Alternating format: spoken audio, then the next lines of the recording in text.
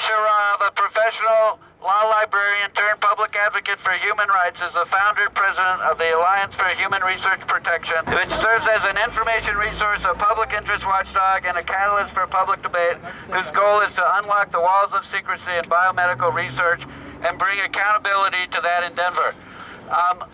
Vera has testified in front of Congress, I think most recently last week, right? And is very well respected.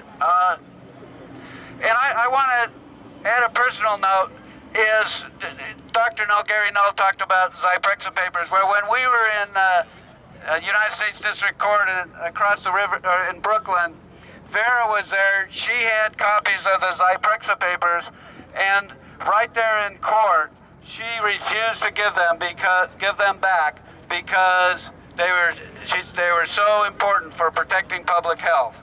Well, ultimately, they ended up going back. But you should read that transcript. And Vera is a true hero, and she's extremely brave. And I'm very pleased to introduce Vera Sharav.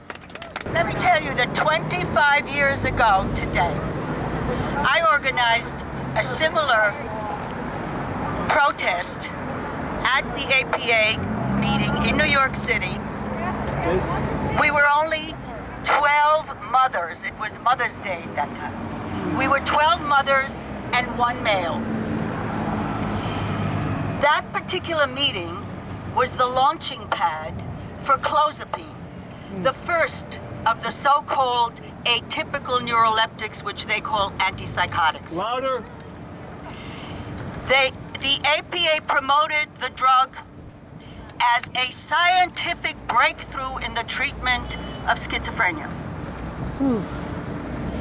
Those drugs, though, as we all know now, and there are so many of them, the Zyprexa and Risperdal and Seroquel, and they keep on coming.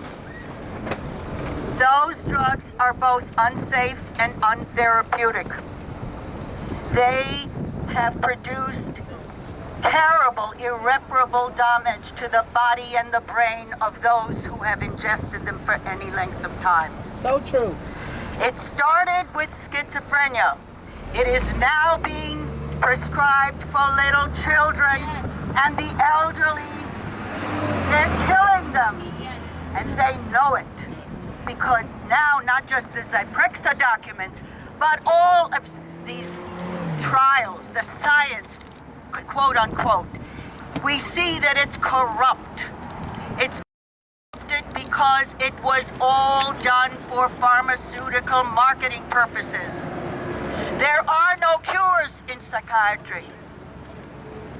Even some psychiatrists have begun to turn back.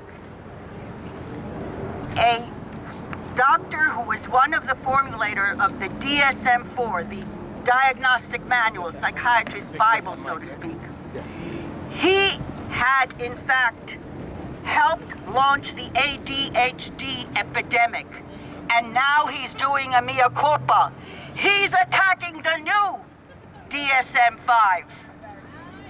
As well he should, but he hasn't fully come through. In other words, when he hears me say it, then he gets very upset. Oh, no, psychiatry's wonderful.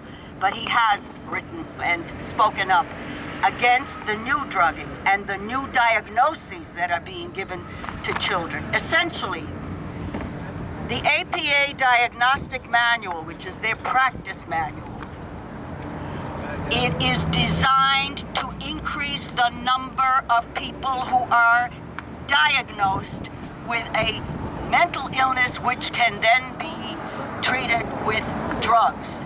The newest drugs, the most toxic drugs, the better. How long will this go on?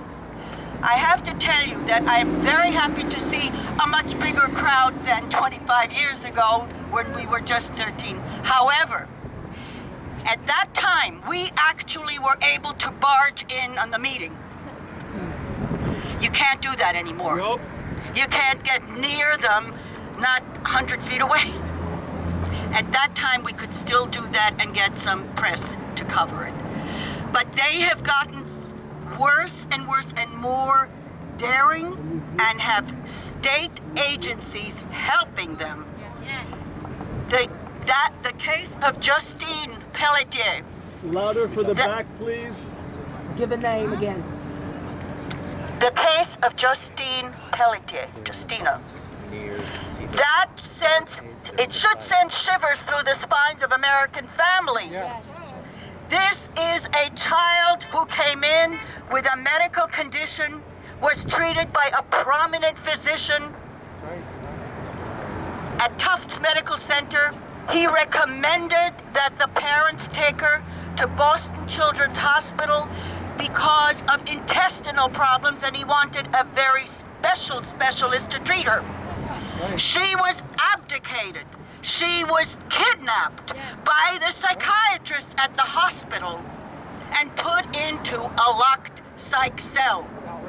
What right do psychiatrists have to abduct children? Well, I'll tell you what. None. Because the psychiatrists blamed the parents. They reported the parents as child abusers. And the Department of Children and Families came in and convinced a judge within 24 hours to remove that child permanently from the custody of the parents. That story needs to be told all over America. Yes. That child was given a cucked up diagnosis. I can't even remember the name because nobody even uses it, but it essentially means it's made up, it's in the mind. Well, the child is now in a wheelchair. They took her off her medicines, her therapeutic medicines, for which she was being treated. How long will this go on? How long will this go on? What we need is that every person in Congress should have a child at risk that way. That's right. They should be screened and drugged the same way as other children. It's fixed so they won't. Anyway, I'd like to give the floor to someone else.